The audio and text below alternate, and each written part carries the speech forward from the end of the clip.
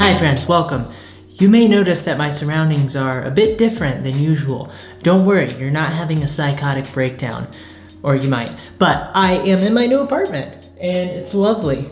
I got my cactus there. The whole apartment's still in development, but it's fairly organized at this point. Definitely livable. I absolutely love it here. If you want to see more of said apartment, I will link below a video that my wife will be putting out on our channel that we share, our vlogging channel, where we talk about the move. Today I want to talk about injecting emotion into art, and I want to talk about a few artists that do this in an interesting way for me. So what's interesting to me about the emotional element of art is that it has a profound power to influence people's emotions and in turn change their thoughts and their actions. And this can be a good thing or this can be a horrible thing. This is why propaganda works, for example. I think Stalin and Hitler understood the power of art to influence the people to believe the things that they want them to believe. This was problematic. What's interesting is the exact same process is used by well-meaning artists such as myself to help people engage with ideas that would be helpful for them. Business is very similar. You can use your business chops to run a bakery with your grandfather, or you can use your business chops to run a drug cartel with AK-47s. But it's the same process. I find that fascinating. You may be irritated to learn that this video will not be about Soviet propaganda or running a drug cartel. I want to talk about artists that use this for a more wholesome means. And first I want to talk about a painter. His name was Burge Harrison. He was a painter in the late 1800s. His style of painting was known as tonalism, which was a style that emerged in the 1880s when American artists began to paint landscapes with an atmospheric, misty quality to it. And with tonalism, there's an immersive emotional quality that you don't get with something like realism or Renaissance or even fantastic realism or expressionism, or what I like to call the acid trip movement. Over history, there have developed many different styles of painting, and they have all developed their own expression of the emotional element of art, and tonalism is no different. In his work, it allows you to experience the emotionality of the scene along with the visual depiction of the scene. And because this style is characterized by a lack of visual detail of the scene as compared to something like realism, it allows the emotional element to be more prominent, in my opinion. In other words, it sort of asks your brain to focus on the feeling of the overall scene as opposed to focusing on the little elements within the scene that make up what it is. In one of his paintings, you find a village at dusk or dawn. There's another painting where I can't tell due to the lack of detail.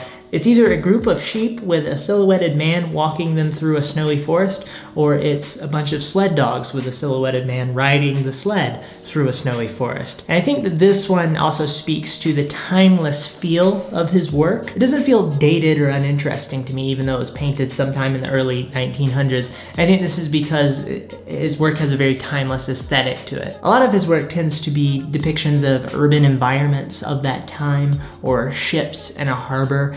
And they all have this either early morning or late dusk, sometimes very blue light to them. One that I really enjoy is this one, where from our perspective, we're looking down a street. It looks like there's snow on the ground. There's silhouetted figures walking on the sidewalks, silhouetted horse carriages in the road.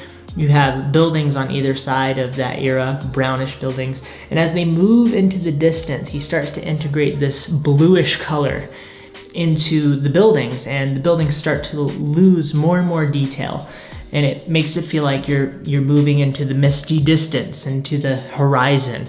And I think this technique he used is really fascinating. I also love these stark, pointy steeples shooting up into the sky. It adds a level of drama to the photo. So I hope you can sort of see how his style asks you to experience the emotional quality and the feeling, the vibe of the scene as a whole. He has really remarkable work. I would encourage you to check him out. Next, I want to talk about music. Music is very similar to the visual arts in the sense that it conveys meaningful information within a wrapper that's surrounding it of emotionality upon delivery. And if the emotionality is the chocolate, the information within is the almonds. And if you're allergic to almonds, then don't listen to music. Now, to illustrate this point faithfully, I think it's a good idea to refer to one of the greatest bands of the 80s. I want to say favorite band of the 80s, but I have not done the proper lab testing, research, cross-examination of witnesses to make such a claim yet, so I'm gonna hold back on that, but it's one of my favorites for sure, and that is Toto. And they have a song called Hold the Line. And this song features an enormous chorus of epic proportions. Here's what it sounds like.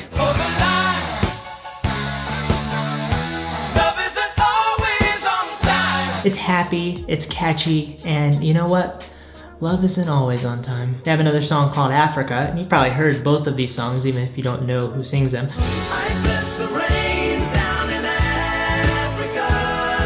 Africa is a song that me and my wife listen to faithfully on every road trip. If a road trip is 3 hours long, we are traveling 310 miles at 76 miles per hour. We are to arrive at 5:15 a.m. and the temperature inside the car is 12 degrees Fahrenheit. We will be listening to Africa by Toto 210% of the time. Now in this course, it's similarly huge to Hold the Line, which is hard to do. And you have driving rhythms on the piano, guitars, driving groove on the drums, and these powerful, unique harmonies that are characterized by Toto. And this is all the individual expressions of the band members coming together in a band format and expressing this to us.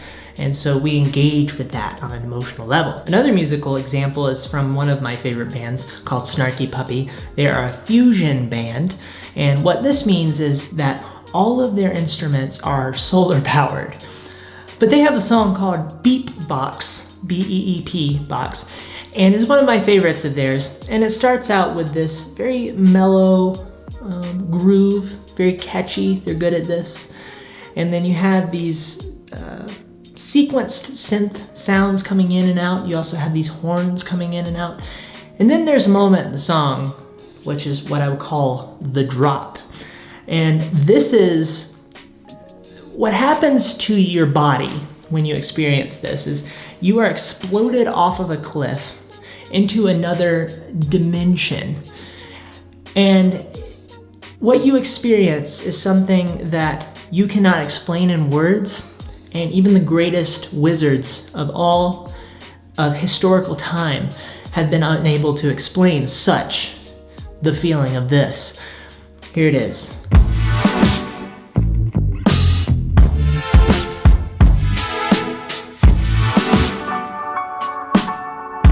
The first time I was treated to the pleasure of the drop of this song, I was watching them play it live, and you can see how the band members get into it. It was a really special thing.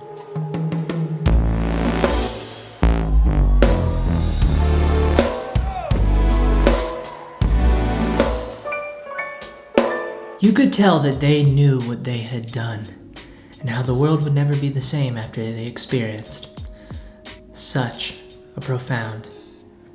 Okay, on to photography. I wanted to talk about context in photography. Context is one of the tools that you can use in photography to breed emotionality. So to make this a little bit more clear, there are a lot of tools in photography that you can use to breed emotionality. Motion is another example of this. Introducing motion blur into the shot.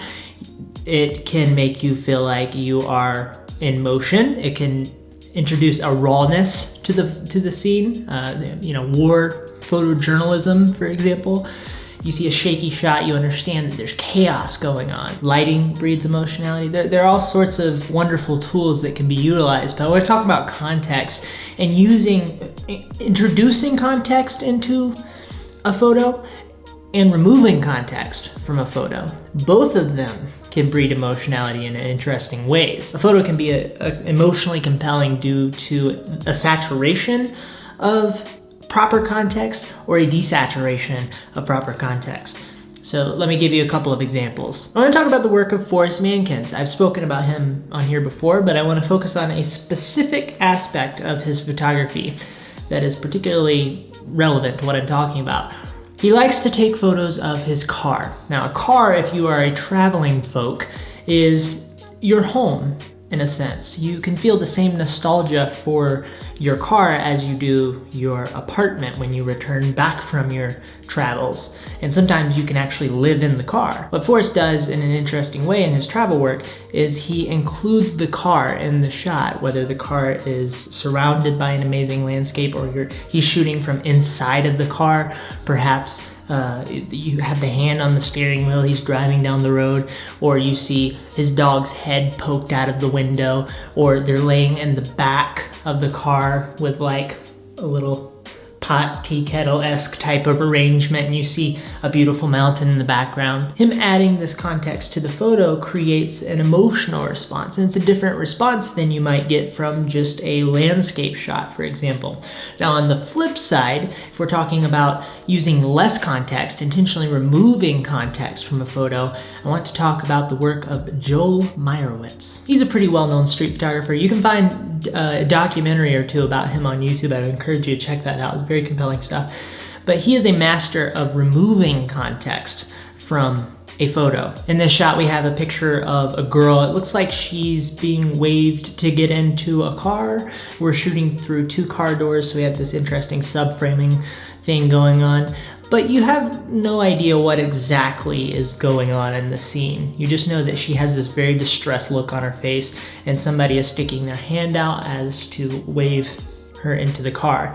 And so your mind wanders. This mystery creates an emotional response, and it's engaging. You have a similar response from this photo where we have a street scene where everybody was going about their business before the photo. Here's another thing too. You can inject a timeline into your work and create an emotional response as well. Meaning you can suggest what was happening before the frame and after the frame within the frame, which is absolutely fascinating. In this case, we have what was probably a normal street scene. All of a sudden, this guy's laying on the ground. I don't know if he was punched. I don't know if he had a heart attack. There's a lot of mystery, but everybody is confused. They're just as confused as we are as we're looking on this scene. So you experience the chaotic mystery of what's going on here. In this photo, we're on a country road, trees in the background. We have a car on the left-hand side of the frame. A woman's taking a photo, another woman in the back seat. We're looking from within a car. And on the right side, we have a lion just hanging out. Now, not all of his photos are contextless. On the flip side, we have this photo, which I think leans more towards the side of using more context to tell a story. We have a girl in a green dress standing on a storefront on the corner against a red background, very pleasing contrast. But you have I guess the Empire State Building. It's not the Chrysler Building. It would be more shiny on top. The Empire State Building in the background. You immediately know what's happening in this scene, where we are, where this girl is living her life. There's a plethora of context here to tell the story in this photo. It would be not so much if there was a gorilla standing there, but in this case it's a girl, there are a lot of females in Manhattan. However, after visiting New York City for the first time, finding a gorilla would not be that much of a strange experience to experience. But what I love about injecting an emotional tone into your work is that it's something that comes from within. It's created within you and expressed outwardly for others to experience. And the artist's art when the artist has injected an emotional quality into the art, when you experience it, it says just as much about the artist who created the art as the art itself. So you can see into the mind of the creator through the emotional expression that they put into their work. Another thing is that art has always had the profound ability to express what words cannot. Feelings, trauma, it can create empathy. It's a very special thing and very important. I would love to hear about some of your favorite artists that do this for you in interesting ways. That's it for this one. I hope you have a lovely day. I'm gonna go run around my apartment, punch the walls. Not gonna punch the walls, that would, when I get excited, I flail. So that's why my wife wears bubble wrap. It's actually quite terrible. Lots of therapy involved in that. Okay, bye.